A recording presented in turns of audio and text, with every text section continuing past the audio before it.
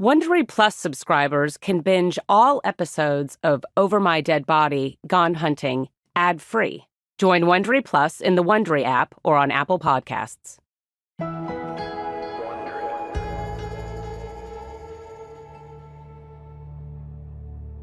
Everybody, you're joining us at a great time. The trial of Denise Williams is about to begin. This is day one. This woman who's on trial for plotting the murder of her husband 18 years ago, she is claiming that she's completely innocent. She has nothing to do with this. This is going to be a case to follow. Now, we're going to take a break. We'll be right back. The trial of Denise Williams was one of those sensational events that seems almost scripted for cable TV. There was a cold case, a love triangle, a life insurance payout. And now a jury was going to decide whether Denise Williams was guilty of murder. I was at that trial, of course. How could I not be? The story of Mike Williams had been part of my life for 12 years at that point. I had to see how it was going to end. And I had genuinely no idea how it would end. Nobody did. Because the state had no physical evidence of Denise's involvement, no intercepted phone calls, no surveillance footage putting Denise in an incriminating place at an incriminating time. Prosecutors had called multiple witnesses, but really, their entire case came down to the words of just one man. Good afternoon. Good afternoon. Please introduce yourself to the jurors. Brian Winchester. It was late afternoon in December of 2018 when Brian Winchester shuffled into the courtroom wearing a Navy jail jumpsuit. His handcuffs were connected to a chain around his waist, so when he swore to tell the truth, he couldn't raise his right hand past his stomach. Mr. Winchester, do you know or did you know Mike Williams? Yes, sir. Brian was being questioned by prosecutor John Fuchs. He was the assistant state attorney who had given Brian a deal of immunity in exchange for information about Mike's disappearance. The prosecutor asked Brian to start at the very beginning. Prior to 2000, how did you know Mike Williams?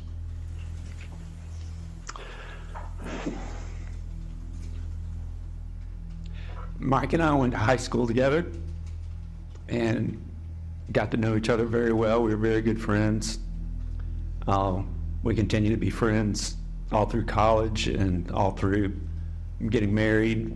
Brian told the court Mike and Denise and Brian and Kathy stayed close right into adulthood. But then, something changed. We started going out to bars and concerts and drinking and doing a lot of things that we didn't really do while we were all in college, when probably it's more appropriate to do those sorts of things. And I remember one night in particular, we started talking about sex a lot, the four of us. So after we started talking about sexual things and things that married couples shouldn't be talking about with each other, I think that's when the spark kind of started between the two of us. The two of us, meaning Brian and Denise. Brian said he'd never been attracted to Denise before. After all, they'd been friends since preschool, and now they were both married to each other's best friends. Maybe it was just a drunken evening.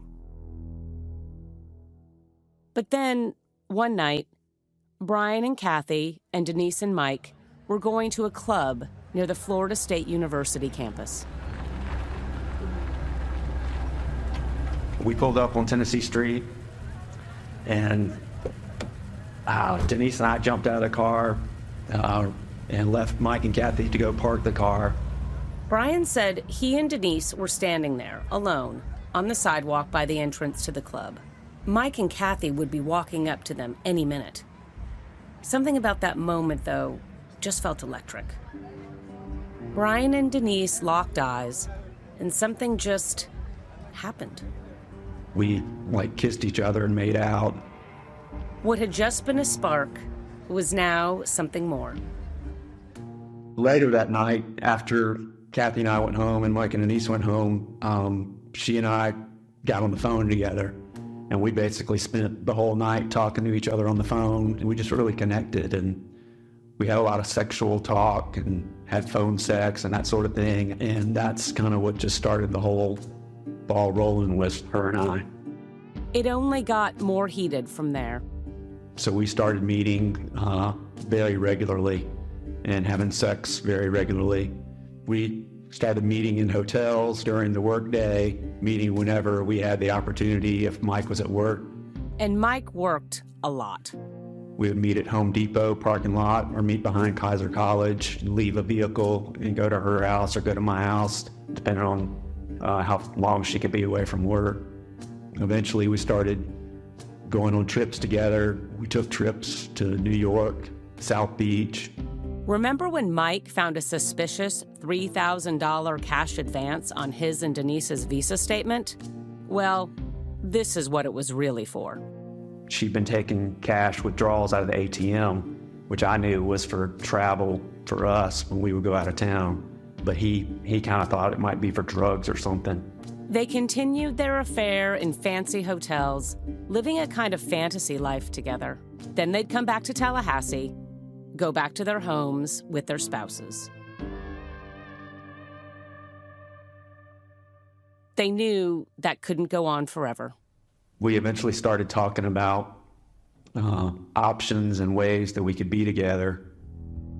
Divorce, of course, would have been the obvious option. Denise, because of the way she was raised, because of her pride, I guess I can't say all the reasons, but she did not want to get divorced. Brian told the court Denise was worried she would lose custody of her daughter. But she still had a desire for us to be together, which narrowed the options even further. So in those stolen moments together, Brian said they started to whisper about another option. I think it was gradual. The more we were together, the more we wanted to be together. The more we griped about Kathy and Mike, the more we wanted to be together. It just snowballed. What if Mike was somehow just gone?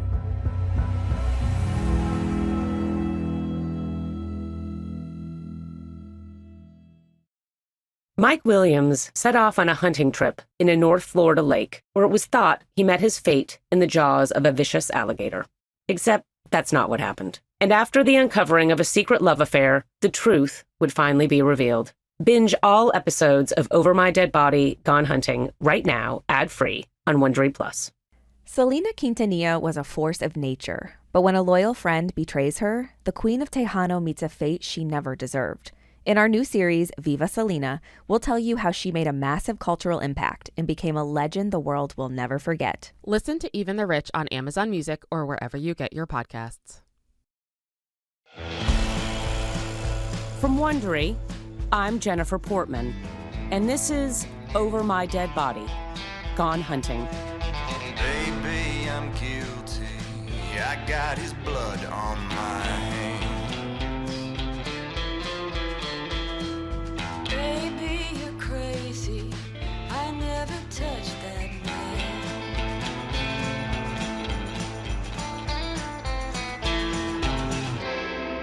This is episode 6.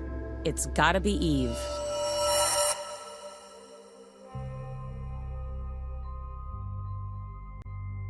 Brian Winchester sat at the witness stand, rocking gently.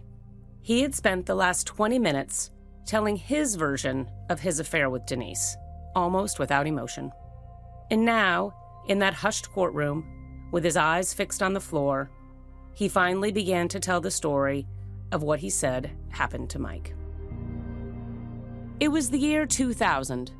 Brian and Denise were 3 years into their affair, and Brian said they began to talk about options. They knew Mike worked a lot, sometimes well into the night. Maybe something could happen there. We could make it look as if he got shot in some type of robbery or something up at his office. But that would kick off a homicide investigation. And homicide investigators were almost certain to dig into their lives and alibis. Any small slip-up, and they'd end up in prison for life. Maybe they could stage an accident instead. Me and Kathy and Denise and Mike, we'd go out in a boat on the Gulf, and basically Kathy and Mike would be pushed overboard. And somehow, Denise and Brian would find a miraculous buoy offshore while the boat sank on its own. Make it look like we had an accident on the water and that Denise and I had survived the accident. But that plan meant killing Kathy, too. I had no desire whatsoever for anything to happen to Kathy, but silently to myself, I was never going to allow anything to happen to my son's mom. So that plan was out. Brian told the court they changed the plan, one that would leave Kathy out of it. So another scenario that we came up with was Mike and I going on a hunting trip together, and there being an accident where both he and I ended up in the water, and he drowned and I did not. They began to game it out. Denise liked this idea because we could feel better about ourselves if there was a chance that he could make it out of it. He would probably drown. After all, that was the idea. But maybe something miraculous would happen. I think there was even talk about, well, it'll be up to God what happens and not us. It won't be a murder. It'll be, an accident. So it was decided. Brian would stage a tragic accident on a hunting trip. And now that they'd decided how they were going to do it, Brian said, they needed to figure out when. There were a lot of things that were kind of pressuring us for this to happen. One being the life insurance. Mike had intended for that policy, the $500,000 policy, to lapse. Getting the money from that life insurance was part of the plan. Behind his back, Denise paid one more premium period. We kept it going, and we knew we weren't going to be able to keep it going perpetually, that he would eventually see this money. And then, he said, there was the simple fact that Denise just couldn't keep the pretense going much longer. He was getting angrier and angrier about the fact that she wasn't having sex with him. I think Mike made it pretty clear that this anniversary trip, it was going to be expected that it was time for them to start having sex again. So there was the insurance policy, the anniversary trip, and on top of that, it had to be during the duck season. There's only certain days that you can actually go hunting in duck season. We knew our window of opportunity was closing, basically.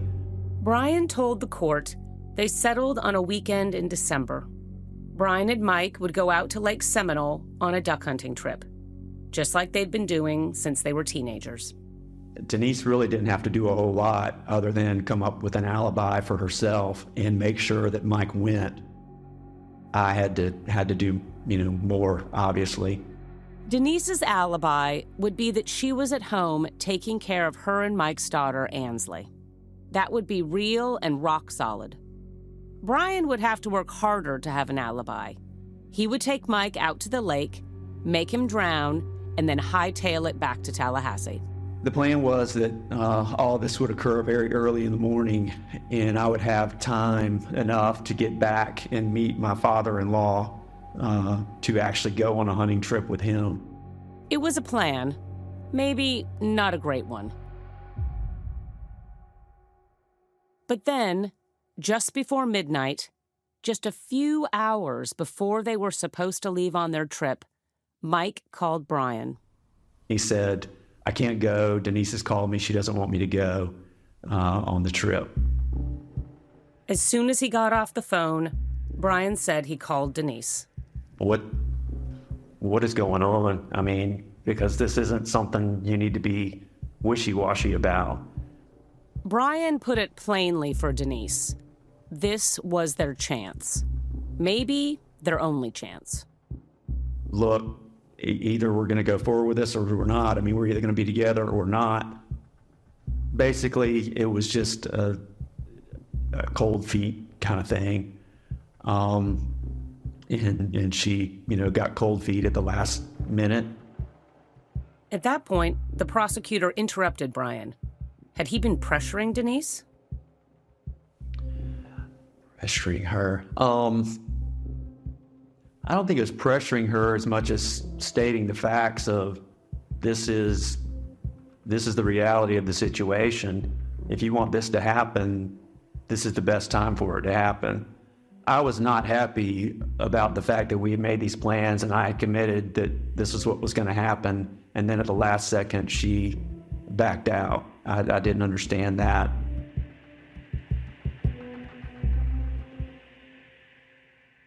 Later that week, they met at one of their secret meeting places, a boat ramp at Lake Jackson, north of Tallahassee. Brian told the court they talked it through again. We decided that this is what we were going to do. We're not going to back out at the last minute. And in a sick sort of way, it was kind of like, well, if God wants this to happen, this is what's going to happen, because the plan, again, was that it was going to be an accident and there would be a chance that he could get out of it. Shortly after, Brian called Mike, as normal. They talked almost every day. The hunting trip was back on. I had told him that we were going to go to a secret special spot to go hunting, and that he needed to bring his waders. Waders were key to Brian's plan. He was going to make sure Mike was wearing his waders when he pushed him into Lake Seminole. The waders would weigh Mike down like a pair of concrete boots, pull him to the bottom, ensure that he would drown. It was pitch black, hours before the sun would come up, when Brian and Mike met up. So I met him at the gas station, and I told him when he drove up, I was real paranoid about phones and him calling me and there being a record of him calling me.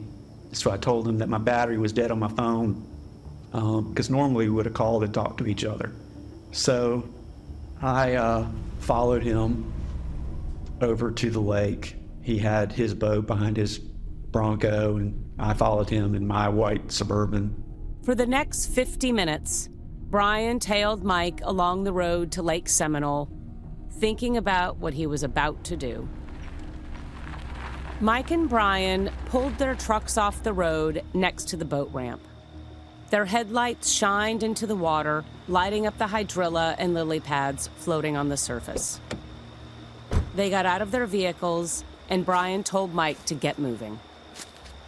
I told him something like, we're running late, we need to go ahead and put our waders on, here and now, before we get in and go. And so we both did that.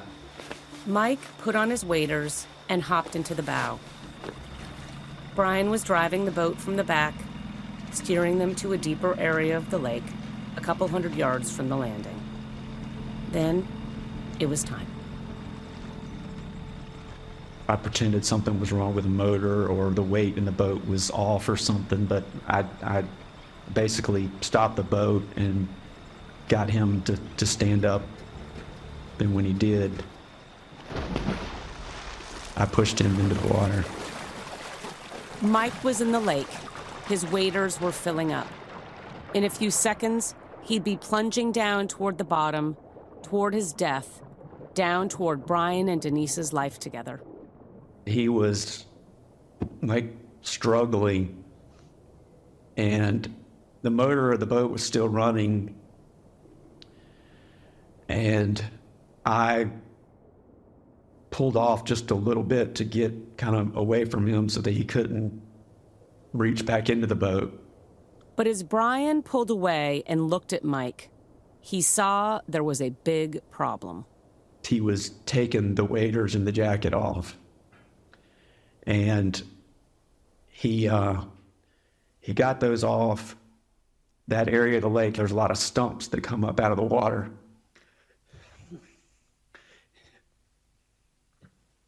And he swam over to one of those stumps and held on to it. And he was panicking, and I was panicking. And none of this was going well. I thought it was going to go. he started to yell. But I didn't know how to get out of that situation.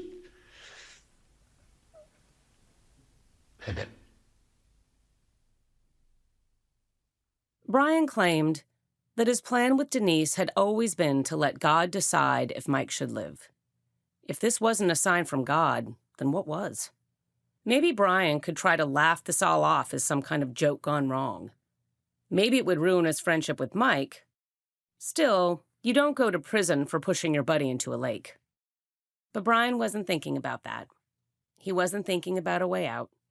He wasn't thinking about God. And so I had my gun in the boat.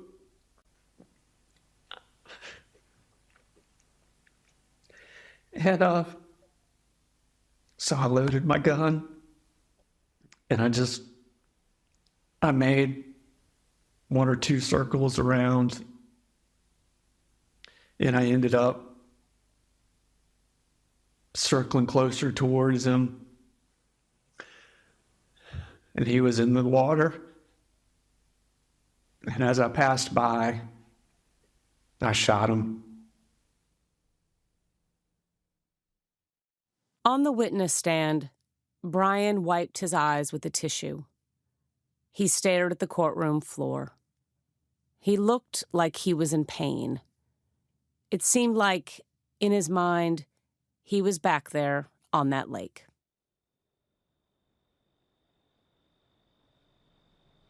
There was a bright flash, and the boat was moving as this happened, and so I turned back around and came back to where he was and got to the stump. Mike was floating just beneath the surface. I reached down and I grabbed a hold of him. I dragged him in the water over to that dirt ramp and left the boat, left him, ran back down to where our trucks were parked. He drove over to the landing and backed up to the edge of the water. There was a dog crate in the back of his truck. Let the tailgate down and ended up putting him in the back of my Suburban. And I pushed the boat back out into the water. Brian looked at the time. None of this had gone as planned. It was now too late to go hunting with his father-in-law. He had to think quick. He needed another alibi. So I drove home, pulled up into my driveway. I went into the house as quietly as I could. Kathy was still asleep. I didn't want to wake Kathy up, obviously, because I had what was in the driveway. I wanted her to know that I was there, to confirm that I was there, but not wake up and start asking me any questions about what happened. I think I halfway woke her up and said, I'm going to go out with the dogs or train dogs. What Brian didn't realize was that Kathy had already woken up that morning and seen Brian was gone. It would become a hole in his alibi when Kathy talked to law enforcement. But that was still years away. On that morning, in December 2000, Brian still thought he was fine. So he called his father-in-law. I decided the best thing for me to do was to pretend that I had overslept, which would kind of prove that I was at my house. And I wanted there to be a record of that. With that crossed off his list, Brian went to check on his truck. I was walking behind my truck, and I saw out of the back tailgate, blood was coming out of the back of my tailgate and dripping onto the driveway. Not good. Brian rushed to grab a hose to rinse off his driveway. Then he turned to the question of where to put the body. It had to be close and it had to be quick. And it had to be, obviously, a location that, he wouldn't be found. He decided on Carr Lake. It had muddy banks full of muck holes that'll pull a boot clean off, perfect to swallow up a dead body. Then he went to Walmart.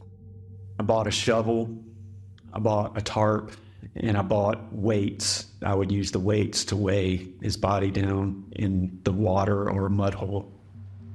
Brian drove over to the lake and looked around. A spot near 3 water oak trees caught his eye.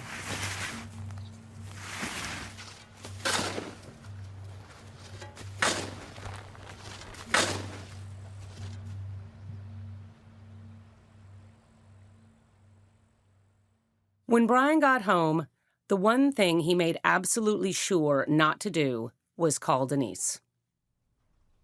We had prearranged that obviously our communication needed to be minimal, both by phone and in person. Obviously, we weren't going to be meeting up in parking lots and having sex. But eventually, they met up in person. She and I talked, and there never was a conversation that was like, well, did it all go according to plan? First of all, I didn't want to talk about that because that was not the plan. What happened with Mike was not the plan that Denise and I had come up with. I didn't want to tell Denise that. She assumed that what we talked about, the plan that we had made, she assumed that that was what had happened. But the important thing was Mike was out of the picture. And soon enough, they were going to be together. Slowly, they started going public with their relationship. They brought friends into the fold, then family. They got mixed reactions, but it didn't matter. It was what they dreamed about. And then we got married in 2005. We were still concerned about the law enforcement side of it, but as time passed and nothing happened, we became less and less concerned about it. But every time they started to relax, something would happen to put them back into high alert. Cheryl, never gave up and kept pushing things. And so from time to time, that issue would be raised. And I always wanted to talk about things a lot more than Denise. Denise did not like to talk about anything related to that. Brian told the court they made a pact. She would never say anything about me, and I would never say anything about her, because we felt like as long as neither one of us talked, that nobody would ever find out what happened.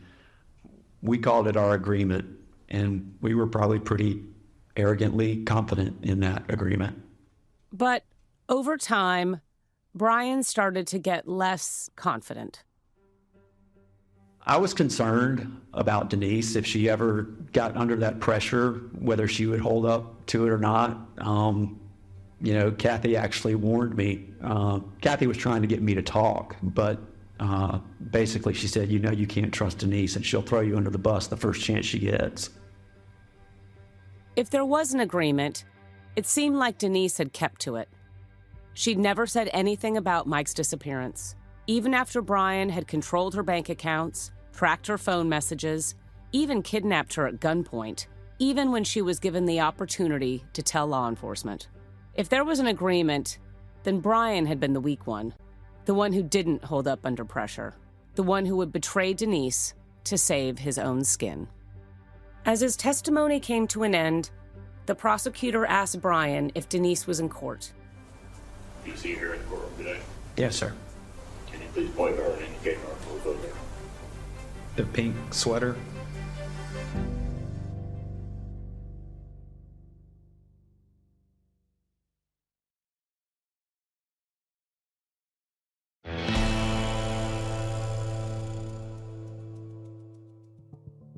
Brian's testimony had been full of detail and seemingly agonized confessions.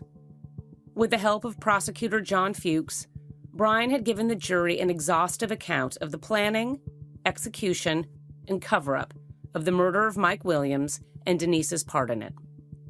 But was any of it true? After all, here was a man who, by his own admission, had pushed his friend into an alligator-filled lake, then shot him in the head as he clung to a tree stump, who had considered killing his own wife, who had kidnapped his second wife at gunpoint, Now the jury was being asked to believe that this man was to be trusted. All rise. Court is now in session. The Honorable Judge James C. Hankins has presided. Be seated, please. The next morning, Brian took the stand again. Denise's lawyer stood up. You may proceed, Mr. Way. Your Honor. Mr. Winchester. Ethan Way was a husky guy with a booming voice and a rapid-fire delivery who seemed like he was used to getting what he wanted. And what he wanted at that moment was to get Brian Winchester to admit his testimony wasn't anything close to the whole truth, which he knew wasn't going to be easy. I thought he's a psychopathic liar. I thought he was going to be very dangerous. You saw how when he was on the state's testimony, he would cry, he was emotional. And then when I got up to cross-examine him, it's like a switch flipped. And then he was just very straightforward. You were granted immunity for killing Mike Williams. Correct. I wasn't granted immunity for killing him. I was granted immunity for what I say in court. Ethan, to be clear, believed Brian killed Mike. He thought Brian was being honest when he said he shot Mike in the face with a 12-gauge shotgun and stuffed his body into a dog crate. But Ethan was out to separate Brian's confession of his own involvement from anything he said about Denise. Brian Winchester knows where Mike Williams is buried. Why? Because he buried Mike Williams. He knows how Mike Williams died. Why? Because he killed Mike Williams. What does Denise know? Nothing. Nobody knows what Denise knows. And you can't prove a negative. So he can come in and say, oh yeah, I did all this. And by the way, I told her and she helped me. Well, how'd she help you? Did she go take a shovel and dig a hole? No. Did she drive out and pick you up? No. Did she help you move a body? No. What did she do? Well, she told me things. Well, that's not a thing. As the cross-examination went on, Ethan seemed to be probing for an opportunity. He asked Brian about Mike's state of mind in the days leading up to the murder. Brian told him Mike had been thinking about moving out west. Okay. But you didn't encourage him to do that instead of kill him. That's what we did, yes. Ethan pounced. Well, that's what we did. When you shot Mike Williams at Lake Seminole with a 12-gauge shotgun, was Denise Williams standing there with you? No, she wasn't. She was in my head, behind me. She was in your head. Mm-hmm. Ethan let the moment sink in for the jury. Brian was saying Denise's role in the actual commission of the murder was that Denise was, quote, in my head behind me.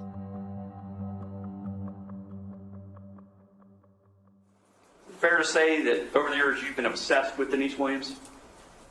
Obsessed? Denise and I were best friends. We were Bonnie and Clyde. We were partners in crime. Ethan wanted to dismantle that idea, too. If they were Bonnie and Clyde, they would have been equal partners, even if Brian had been the one to pull the trigger. But Brian had told the jury that Denise wanted Brian to stage an accident, to let God decide if Mike should live or die. Instead, Brian had shot Mike at close range, and he never told Denise about it. Denise Williams had no idea that you shot her husband in the face with a shotgun, did you? Correct. She didn't learn, would not have been able to learn that you shot her husband in the face with a shotgun until after your proffer testimony became public.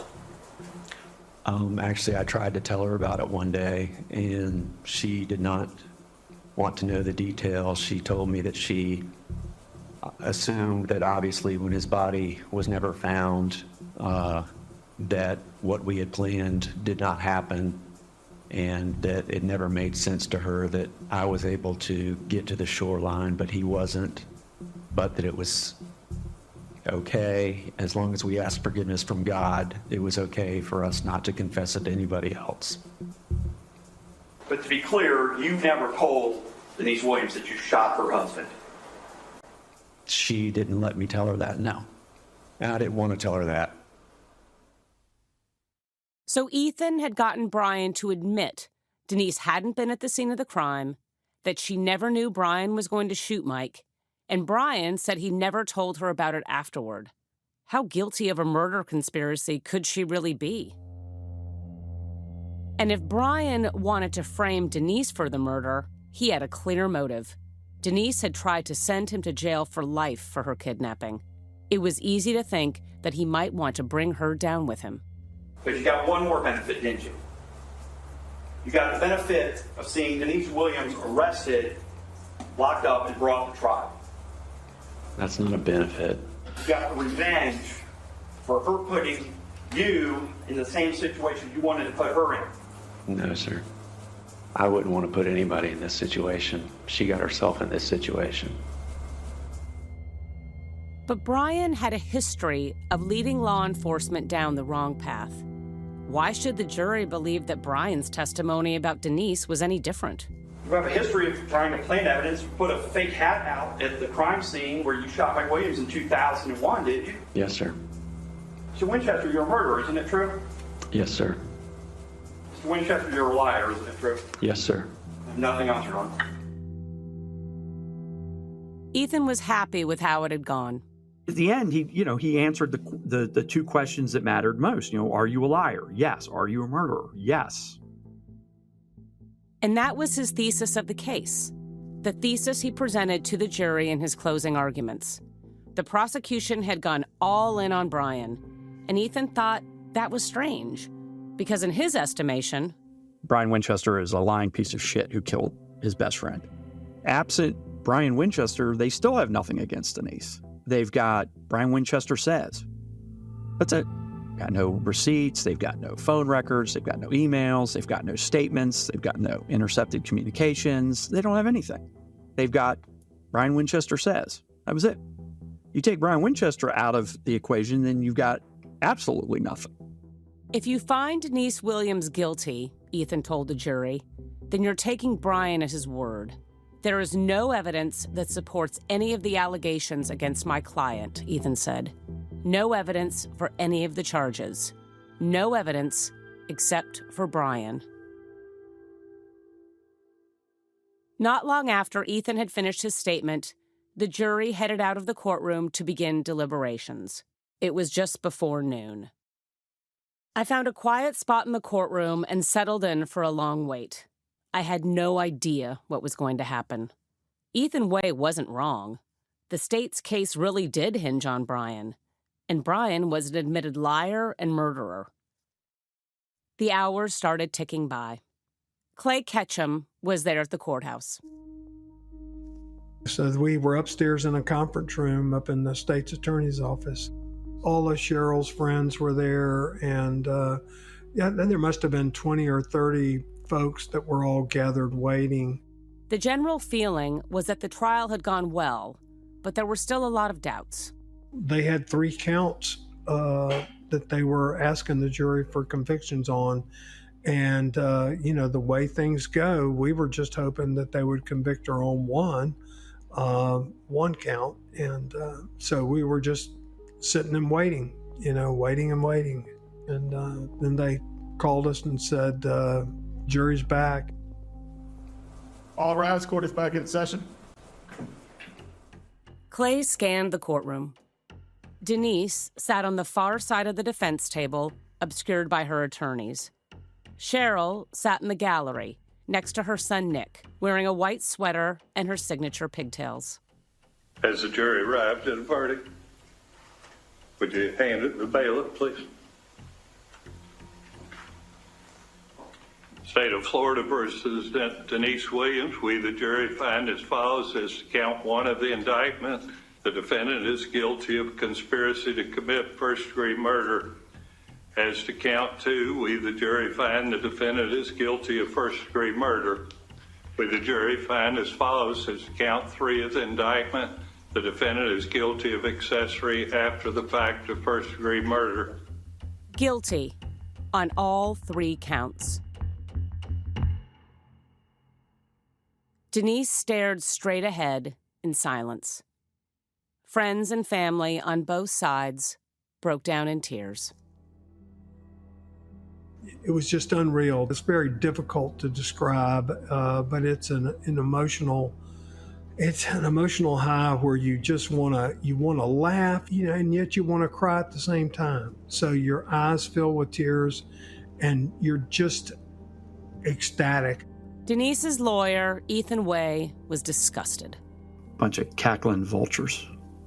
Just a bunch of vultures. A bunch of people happy that Denise Williams was going to go away for the rest of her life. And it's kind of sick, but that's what I thought. I looked back because what I could see was the pro-state witnesses and those folks in the media, and they're happy that something like that happens. To him, the friends and family celebrating had just bought into the words of a psychopathic liar. Justice is not, hey, this lady that, arguably may or may not have known something gets life in prison. The guy that we just heard 2 days ago shot his best friend in the face with a shotgun isn't going to have any consequences for this. Denise was going to prison for life. Was it justice? Or Brian Winchester's final act of manipulation?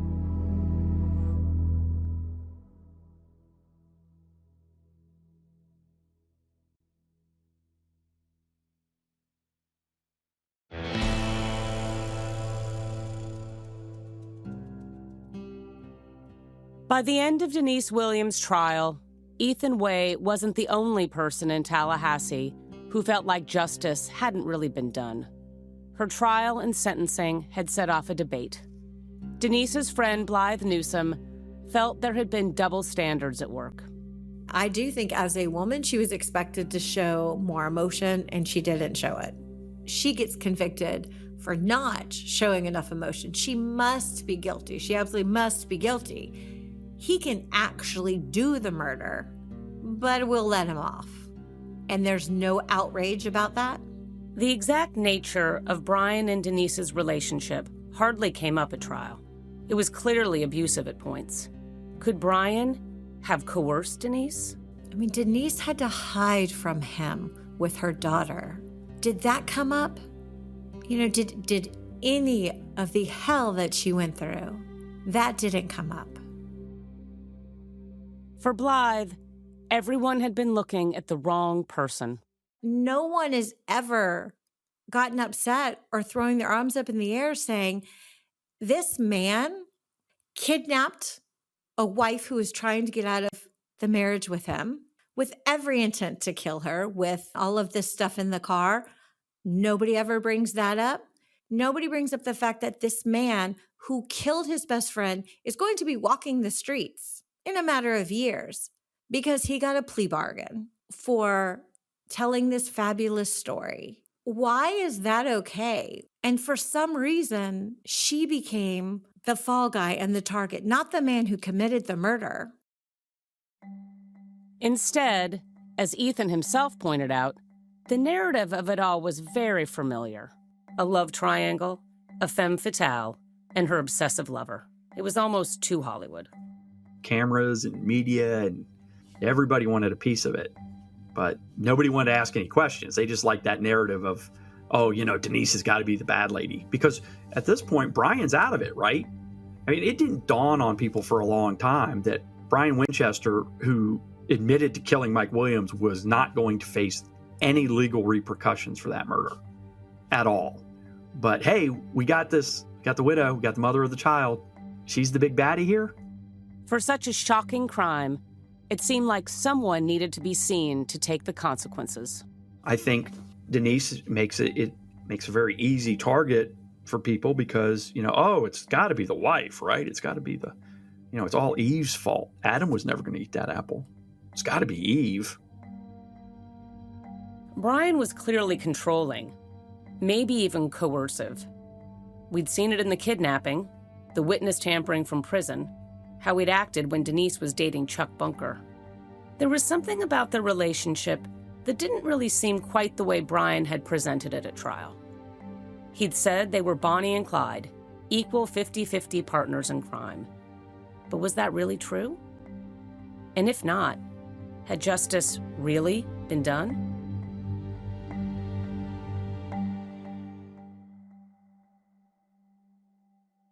In 2021, an appeals court decided that it hadn't been done. at least not fully. They overturned part of the jury's verdict. They decided Denise's conviction for murder couldn't stand. Her conviction for conspiracy to commit murder was still upheld. But the ruling did mean Denise would no longer be facing a mandatory life sentence. A judge would need to sentence her for a second time. There was a chance that Denise could walk free. I was in the courtroom for the resentencing. It was September 2021. Denise had been in prison for nearly 3 years by then. She wore a navy jumpsuit, just like the one Brian wore to testify against her. Her hair had reverted from blonde to its natural brown, straight and long. When she took the stand, she read from a written statement on the podium in front of her. I stand before you today, convicted by a jury of a heinous crime, conspiracy to commit murder. I understand that you will be sentencing me today based on their decision, but I do want you to know that I have never and would never want anyone to be murdered, not even the people that want this for me. What I am guilty of, however, is great moral failure at a time in my life where I chose to make reckless decisions that affected everyone around me, and for that I'm truly sorry. I am well aware that no amount of good deeds can bring my husband Mike back, and no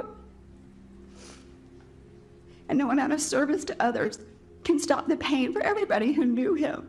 There's nothing I can do to bring Mike back to his grieving mom and to his brother. There's nothing I could do to give my daughter her father back. If I could trade my life for him, I would. Denise finished by asking the judge for a lenient sentence, 21 months, less than 2 years. With time served so far, it would mean she would walk free that day. She collected her notes and crossed the courtroom to return to the defense table. Next came Denise and Mike's daughter, Ansley. Ansley had been a baby when her father disappeared. She was a teenager when her mother was found guilty of murdering him. Now, in her early 20s, Ansley was essentially an orphan, one parent dead and the other in prison. But she said when she was growing up, her mother strived to keep her dad's memory alive.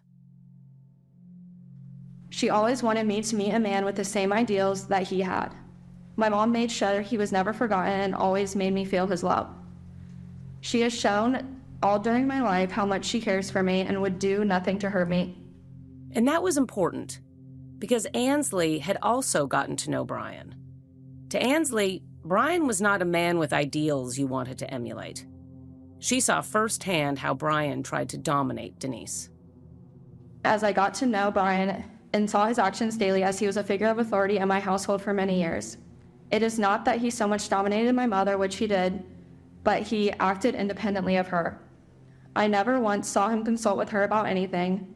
He did not ask for her advice or opinions, rather forced his opinions on her. He acted on his own. He was erratic in his actions, which was most evident when he kidnapped her at gunpoint only because she wanted a divorce. Growing up, I saw he was impulsive, spur of the moment, and did not care what she had to say, or for that matter, what she felt.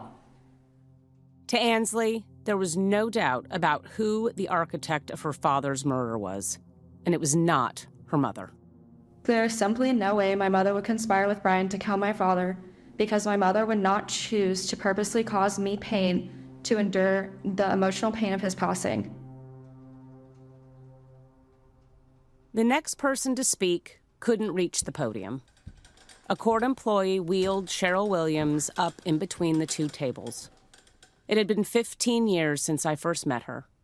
She was now 77, frailer and smaller than I'd ever seen her. She still had those pigtails, though.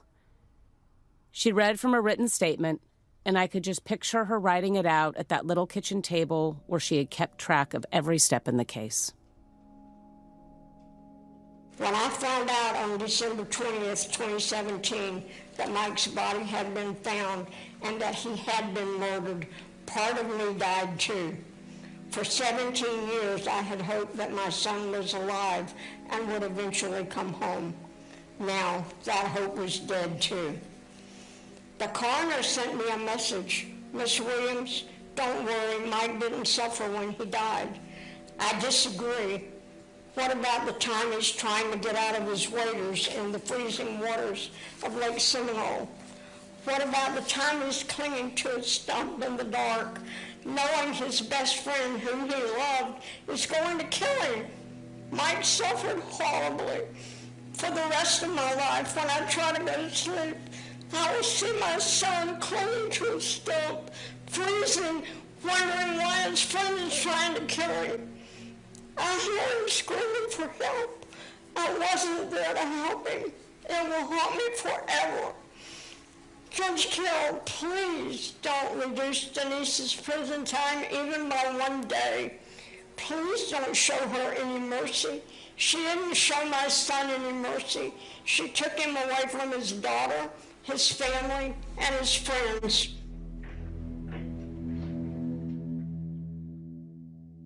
The judge stood up and walked out, collecting his thoughts for about 20 minutes. When he came back, he said he had read every letter written to him, many of them saying Denise was a good person. I did read all of the letters from family friends and on both sides, and I do not doubt the sincerity of a one of them. But he said the evidence was clear. I don't find that she was a relatively minor participant in the conspiracy that killed Mike Williams. In his sentencing, the judge said Denise had taken part in multiple discussions about methods of killing Mike. When she'd had second thoughts the weekend before, she went back on that and agreed to proceed. She'd secretly paid Mike's insurance premium to stop it from lapsing before Mike's murder and agreed to come up with an alibi. After Mike's murder, she'd also tried to stop Cheryl's campaign by threatening to cut off access to her daughter Ansley. And there was the way she had acted in the phone call with Kathy. This is a sad case. This case is a tragedy.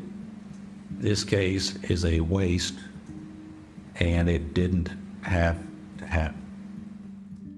The judge sentenced Denise to the maximum. She would remain in prison for 30 years. With credit for time served, Denise is scheduled to be released in 2046. She'll be 76 years old. Brian cut that deal with prosecutors, and so he'll get out 10 years earlier. He'll be 65. When I think about how this all started more than 20 years ago, I think about Brian's decisions. How his feelings of forbidden love resulted in the cold-blooded killing of an honest, decent man and ruined the lives of so many others. Other mothers, fathers, siblings, children, and friends. I think about Denise's decisions, about what she knew and what she chose to keep silent about, and whether that silence was to protect herself, to protect Brian, or to protect herself from Brian. And then I think about Cheryl Williams. How if not for that determined mother who persevered through ridicule, bullying, community condemnation, and the loss of a grandchild, the fact that Mike Williams was in fact murdered would never have been known.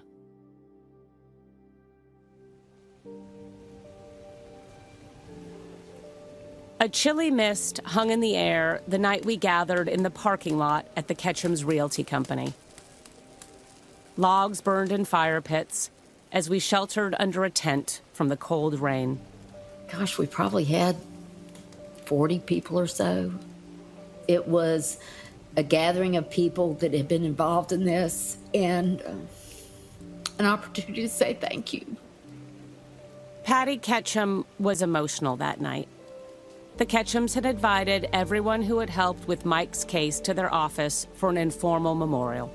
A lot of these people didn't know the Mike we knew, so, we wanted them to see where he'd worked, and we had the the people that had been involved in the state's attorney's office, the law enforcement people. We had the guys that were out there digging in the mud so that everybody could meet. I was there that night, and of course, so was Cheryl.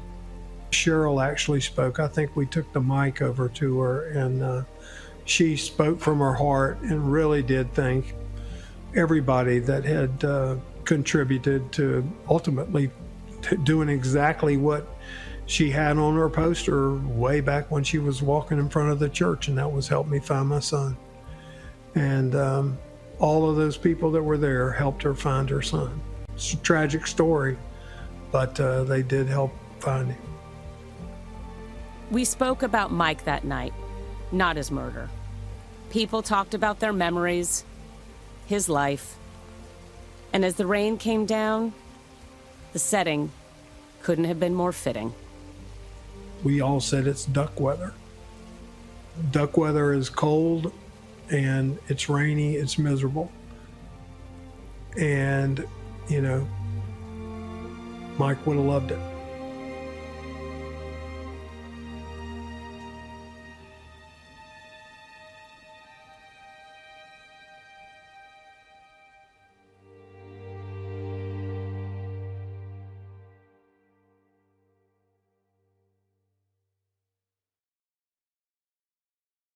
You can listen to every episode of Over My Dead Body, Gone Hunting, ad-free on Wondery Plus. Join Wondery Plus in the Wondery app or on Apple Podcasts. Before you go, tell us about yourself by completing a short survey at Wondery.com/survey.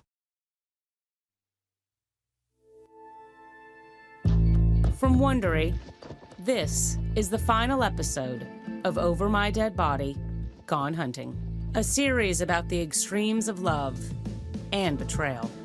Over My Dead Body, Gone Hunting is hosted by me, Jennifer Portman. This series is written and reported by Eric Barton. Producer is Denise Chan. Senior producer is Russell Finch. Story editor is Eric Benson. Consulting producer is me, Jennifer Portman. Production assistance by Evangeline Barras. Additional production assistance by Seth Bodine, Gina Pollock, and Malachi Wade. Series sound design by Michelle Macklem. Sound design on this episode by Joe Richardson. Music supervisor is Scott Velasquez for Frison Sync. Fact checking by Annika Robbins. Senior managing producer is Lata Pandya. Managing producer is Olivia Weber, and coordinating producer is Heather Beloga. Executive producers are George Lavender, Marshall Louie, and Jen Sargent for Wondery.